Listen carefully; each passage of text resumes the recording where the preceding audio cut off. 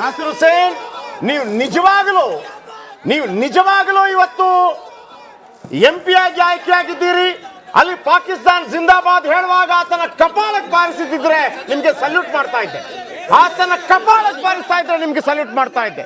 ನಾವಿಲ್ಲಿ ಪದೇ ಪದೇ ಕೇಳಿದ ನಂತರ, ಆತ ಹೇಳಿದ್ದನ್ನ ಕೇಳಿಸ್ಕೊಂಡ ನಂತರ ಹೇಳ್ತಾ ಇದ್ದೀವಿ.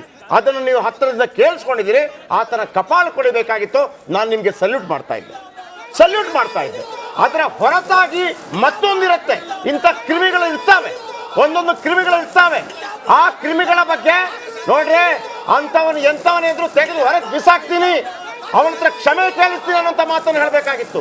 ನೀವು ಗೆದ್ದ ಅಹಂಕಾರದಲ್ಲಿ ಹೋಗ ನಿಮ್ಗೆ ತಾಕತ್ತಿದ್ರೆ ಈ ಕ್ಷಣ ರಾಜೀನಾಮೆ ಕೊಡ್ಬೇಕು. ನೀವು ಈ ಕ್ಷಣ ರಾಜೀನಾಮೆ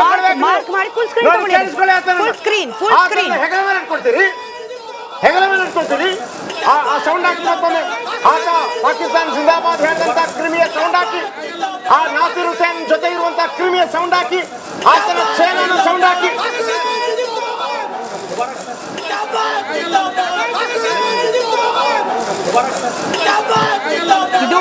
ಇದು ಇಂಥವ್ರು ರಾಜಕಾರಣಿಗಳ ಬೆಂಬಲಿಗರು ಅಂತ ಆಗೋಗ್ಬಿಟ್ರೆ ಆ ರಾಜಕಾರಣ ವ್ಯವಸ್ಥೆಗೇನೆ ಶೇಮ್, ನಾಚಿಕೆಗೇಡು. ಸಮರ್ಥಿಸ್ಕೊಳ್ತೀರಾ ನೀವು ಇಂಥವ್ರನ್ನ?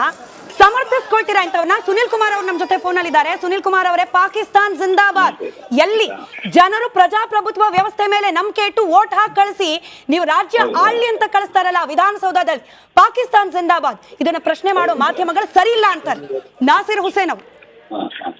ಇದೊಂದು ಅಕ್ಷಮ್ಯವಾದಂತ ಒಂದು ಅಪರಾಧ ಇವತ್ತು ವಿಧಾನಸೌಧದಲ್ಲಿ ನಡೆದಿದೆ. ಒಂದು ಚುನಾವಣೆಯಲ್ಲಿ ಜಯಗಳಿಸಿದ ಕಾರಣಕ್ಕೆ ವಿಧಾನಸೌಧದಂತಹ ಜಾಗದಲ್ಲಿ ಪಾಕಿಸ್ತಾನದ ಪರವಾದಂತಹ ಘೋಷಣೆಗಳನ್ನ ಕೂಗೋಷ್ಟ್ರ ಮಟ್ಟಕ್ಕೆ ಧೈರ್ಯವನ್ನ ಕೊಟ್ಟಂತ ಕಾಂಗ್ರೆಸ್ ಇದಕ್ಕೆ ಉತ್ತರವನ್ನ ಕೊಡಬೇಕು. ಸುನಿಲ್ ಕುಮಾರ್ ಸರ್, ನೀವು ಈ ಪಾರ್ಟಿ ಪಾಲಿಟಿಕ್ಸ್ ಗಿಂತ ಮೀರಿದವರು, ಅದಕ್ಕಿಂತ ಪ್ರಬುದ್ಧರು ಅನ್ನೋದು ನನಗೆ ಗೊತ್ತಿದೆ. ಇಲ್ಲಿ ಕಾಂಗ್ರೆಸ್ ಪಾರ್ಟಿ ಅಂತಲ್ಲ ಸರ್, ಅದು ಪಾರ್ಟಿ ಲೆಕ್ಕಕ್ಕೆ ಬರೋದಿಲ್ಲ. ಇದನ್ನ ಅಷ್ಟು ಕೆಳಗೆ ತಗೊಂಡು ಹೋಗ್ಬೇಡಿ. ಆ ವ್ಯಕ್ತಿಯ ಮನಸ್ಥಿತಿ, ಇದನ್ನ ಪ್ರಶ್ನೆ ಮಾಡ್ಬೇಕು ನಾವು ಅಂತ ಹೇಳಿ ನಾನು ಆ ಇಡೀ ಗುಂಪಿನ ಮಾನಸಿಕತೆಯನ್ನು ಹೇಳ್ತೇನೆ. ಯಾಕೆ ಅಂತಂದ್ರೆ, ಒಬ್ಬ ಪಾಕಿಸ್ತಾನದ ಪರವಾಗಿ ಘೋಷಣೆಯನ್ನ ಕೂಗಬೇಕಾದ್ರೆ ಉಳಿದಂತವರು ಅದನ್ನ ಹತೋಟಿಯಲ್ಲಿ ಇಡಬಹುದಿತ್ತು. ಯಾರು ಹತೋಟಿಯಲ್ಲಿ ಇಡೋದಿಲ್ಲ. ಪತ್ರಕರ್ತರನ್ನ ಬೈಲೋಷ್ಟ್ರ ಮಟ್ಟಿಗೆ ಮುಂದುವರಿತಾರೆ ಅಂತಂದ್ರೆ ಯಾರು? ಹಾಗಾರ ಯಾರ ಪಾಸಿನ ಮುಖಾಂತರ ಬಂದಿದ್ರು?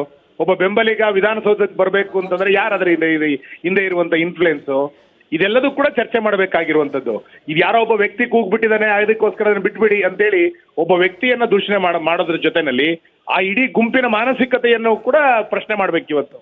ಇವತ್ತು ಚುನಾವಣೆಯಲ್ಲಿ ಜಯಗಳಿಸುವಂಥದ್ದು, ಸೋಲುವಂಥದ್ದು ಒಂದು ಪ್ರಜಾಪ್ರಭುತ್ವದಲ್ಲಿ ಸಹಜವಾದಂತ ಪ್ರಕ್ರಿಯೆ. ಅದು ದೊಡ್ಡ ವಿಷಯ ಏನಲ್ಲ.